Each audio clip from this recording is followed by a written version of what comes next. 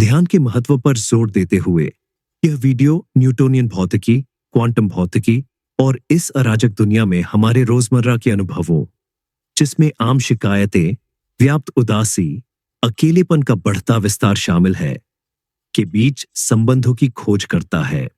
इस वीडियो को तैयार करने में ओशो के साहित्य से कुछ संदेश और अंतर्दृष्टि ली गई है। वक्ता उनके प्रति गहरी कृतज्ञता व्यक्त करता है। चलिए शुरू करते हैं। पृथ्वी एक क्रेजी ग्रह है जहां शोरगुल ही शोरगुल है। पृथ्वी के वर्तुल को आपने छोड़ा और 200 मील की परिधि के बाहर हुए कि सब शून्य हो जाता है। सन्नाटा ही बोलता है और कुछ भी नहीं। पृथ्वी का शोरगुल न्यूटोनियन मैकेनिक्स का प्रतीक है। आकाश का स्पेस का सन्नाटा क्वांटम मैकेनिक्स का द्योतक है।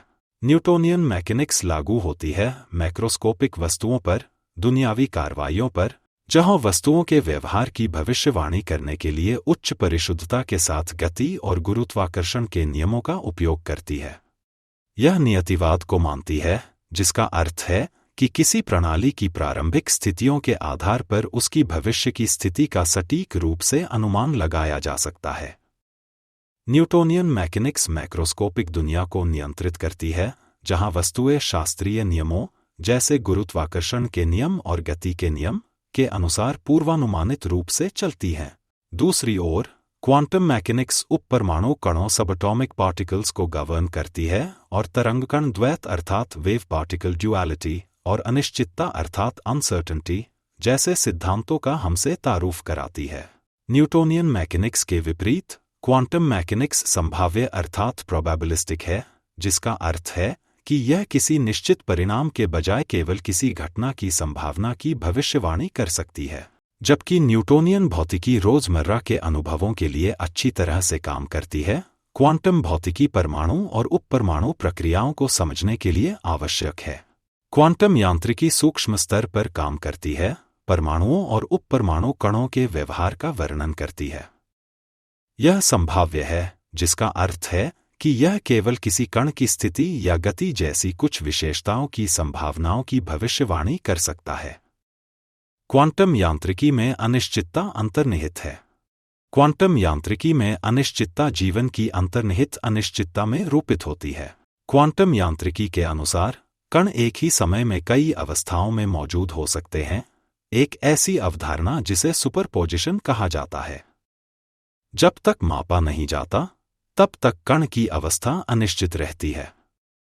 इसी प्रकार इस विश्व में कोई भी व्यक्ति एक ही समय में अलग अलग व्यक्तियों के लिए पृथक पृथक मन स्थितियों, जिसमें मानव व्यवहार के अनेक पहलू जैसे क्रोध, खुशी, आनंद, प्रेम, स्नेह, घृणा आदि शामिल हैं, में रह सकता है।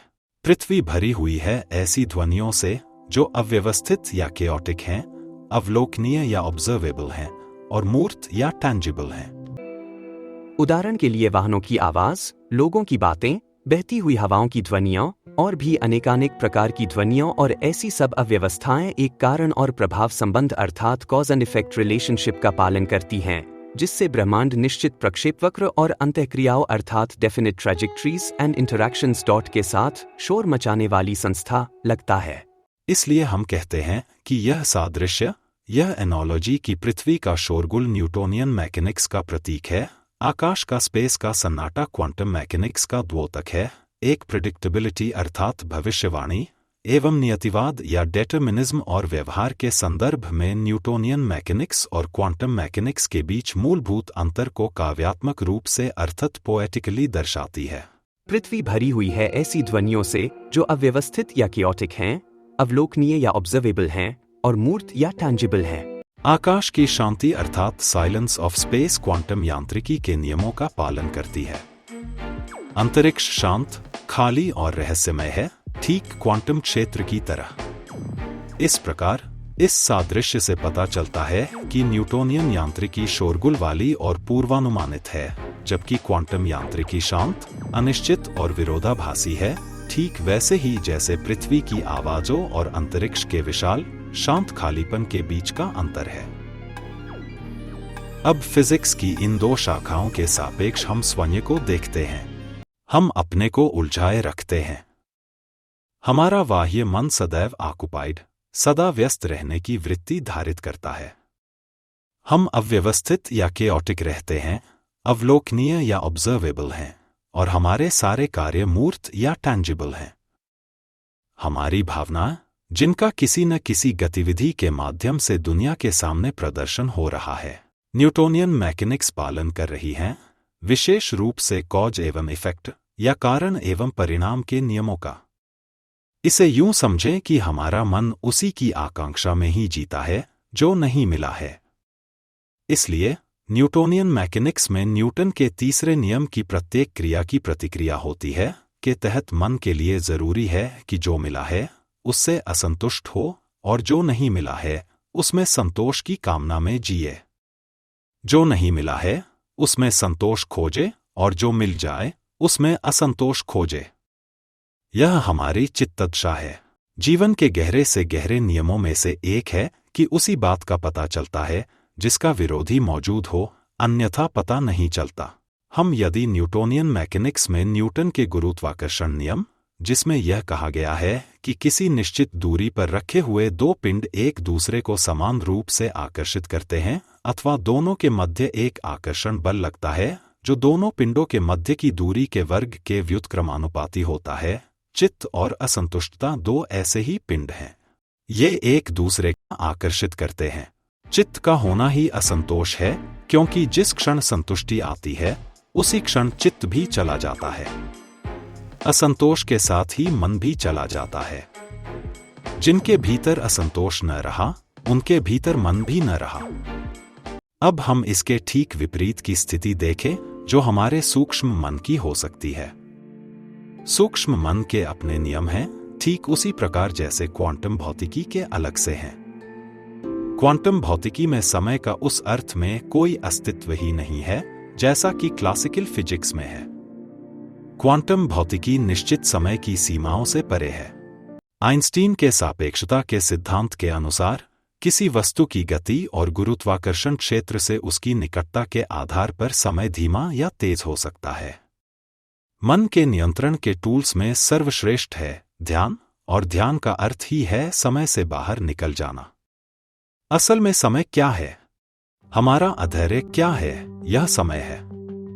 और अधैर्य आता है हमारे चारों ओर बिखरी अव्यवस्थाओं और केओस से, जो न्यूटोनियन भौतिकी के संकेतक हैं। समय का बोध आता है भीतर के तनावग्रस्त चित्त से। हम जितने ज्यादा दुखी होंगे, समय उतना बड़ा मालूम पड़ेगा। तो ध्यान हमारी चेतना की ऊंचाई में वृद्धि करता है। चेतना की जितनी ज्यादा ऊंचाई होगी, उतना ही वर्तमान, अतीत और भविष्य का फासला कम होता जाएगा। तो यह कुछ बहुत निर्भर करता है कि हम अपने जीवन को कैसे देखते हैं। यदि आप वर्षा से परेशान हैं, तो वर्षा तो रुकेगी नहीं आपके वर्षा को गुस्से से देखने से, पानी तो बंद होगा नहीं, बादल आपकी कोई फिक्र ना करेंगे। लेकिन अगर आप अपने दृष्टिकोण में अंतर ले आए, अपने एटीट्यूड को थोड़ा सा बदल दें, तो सब कुछ बदल जाता है। लेकिन यह बड़ा जरूरी है कि जब हम अपने अंतर्मन की यात्रा करें, तो अंदर की भीड़ को बाहर निकाल दिया जाए। यह वास्तव में बहुत कठिन कार्य है। ध्यान रखिए, आप जहां भी जाएंगे, जहां कहीं भी जाकर ध्यान करेंगे, ऐसी भीड़ अंदर साथ खड़ी हो जाएगी। आप कहीं कुर्सी पर बैठेंगे, तुरंत अंदर के मित्र बातचीत शुरू कर देंगे, तो हम अपने अंदर जितना झांकेंगे उतना हम सूक्ष्मता की तरफ अग्रसरित होंगे। ध्यान रखें कि जीवन बहुत छोटी छोटी घटनाओं से निर्मित होता है। यह भी ध्यान रखें कि जब हम किसी के मंगल की कामना करते हैं, तो उसे व्यक्ति के भीतर भी एक रेजोनेंस, एक प्रतिध्वनि पैदा होती है। यह बिल्कुल उसी तरह से है जिस तरह से क्वांटम मैकेनिक्स में एंटेंगलमेंट होता है कि करोड़ों अरबों किलोमीटर की दूरी पर विद्यमान दो सूक्ष्म कण एक दूसरे के हार्मनी में नृत्य करने लगते हैं। तो ऐसा रिजोनेंस दूसरे आदमी के मन में भी आपके लिए मंगल की कामना करता है। और जो व्यक्ति दूसरे के लिए मंगल से भरा हो, वह अपने लिए अमंगल से कैसे भर सकता है? यदि दूसरों के लिए कोई दो सुख की कामना करता है, तो वह अपने लिए दुख की कामना से नहीं भर सकता। और अंत में जिस चीज से भी हम संबंध निर्मित करते हैं, वह सेतु बन जाता है और सेतु बनाने के लिए दो की आवश्यकता होती है और ध्यान रहे कि व्यक्ति और व्यक्ति के बीच सेतु ज्यादा से ज्यादा बने और व्यक्ति और वस्तु के बीच सेतु सिर्फ उतने ही बने जितनी आवश्यकता हो। तभी आप पूर्णतया ध्यान में हमेशा अपने आप को पाएंगे और इस पृथ्वी की केयोटिक परिस्थितियों से अपने को दूर रख सकेंगे। धन्यवाद।